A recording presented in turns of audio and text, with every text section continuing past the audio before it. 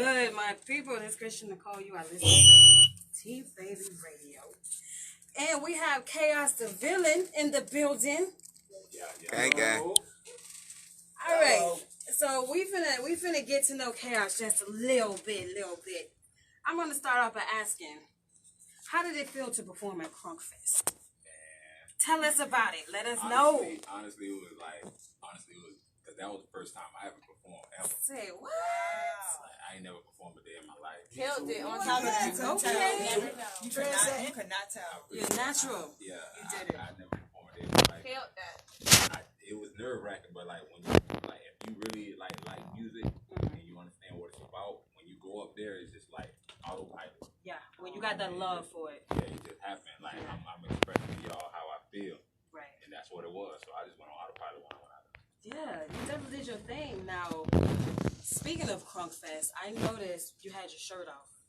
I noticed your stomach, you had like burn marks on your stomach. You care to elaborate on that? Or am I being too nosy? No, you good. You know? You good.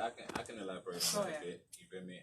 Long story short, like, I'm a Haitian immigrant. So like I came from Haiti, and when I was in Haiti, my dad was working for the president back then. It's a lot of craziness in Haiti. So like, the people was upset with him at the time, the president, because, they assumed that he was stealing. They don't know if it was the truth, but they were just mad. And like, my dad was a cop in Haiti, so he had to like protect him. You feel me? And people didn't really like the president at the time. So anybody that was affiliated with him, they targeted. So my parents got sent to Cuba, and because I was so young, I was like 3. They were like, I gotta stay. So I stayed at our house, and they targeted our house. And in Haiti, you don't got no door. It's just like a curtain. And especially that was like 1989, 1990. It's just a curtain. So the people came with Molotov cocktails, and they saw the curtain moving, started throwing them. I was 3, and they like, they burned me up.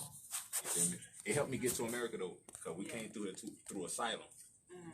Like we told America that, we gotta come in here because they trying to kill us. And I was the proof. Right. Well, I'm a firm believer that everything happens for a reason. Like you said, that's the reason. The reason how y'all was able to get over here. I'm glad you made it out. You and your family made it out safe though.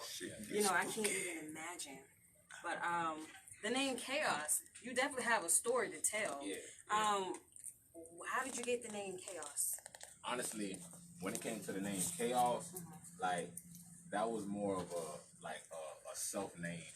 Like when I used to play football, like I used to let my like anger out, and I would say crazy stuff when I come on the sideline. My dog would be like, "Bro, you so chaotic, man. Like, what's wrong with you, man? Why you always say crazy stuff?" So I would play when I play my video games. It stuck about like, yeah, that's me. I'm K-Oss, like my dog say when I'm playing football. You feel me? The villain part, it came from my friends growing up in Fort Pierce. Like I hung out with the crowd of Haitians that wasn't really the ones that everybody loved. You feel me? They knew us as the scoundrels.